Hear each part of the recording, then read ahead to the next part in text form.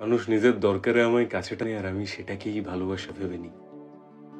হয়তো লোভী কিংবা ভীষণ একা বা বাতিল হওয়ার তালিকায় নাম পড়ে যাওয়ার ভয়ে বারবার আমি ক্ষমা করে দিই সবাইকে। অনেকবার আঘাত করার পরে সবাই সব দোষ আমার মাথাতেই চাপিয়ে দেয়। ধরে রাখার চেষ্টা আমি করি, করতে গিয়ে খানিকটা নির্লজ্জও হয়ে যায়, কিন্তু খুব একটা লাভ হয় না তাতে। কারণ কেউ আমায় ধরে রাখার জন্য খুব একটা আমার কাছে আসে না।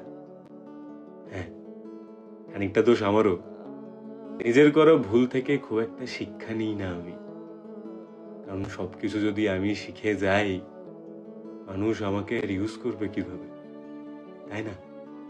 তাই আমি এভাবেই কাটিয়ে দিই।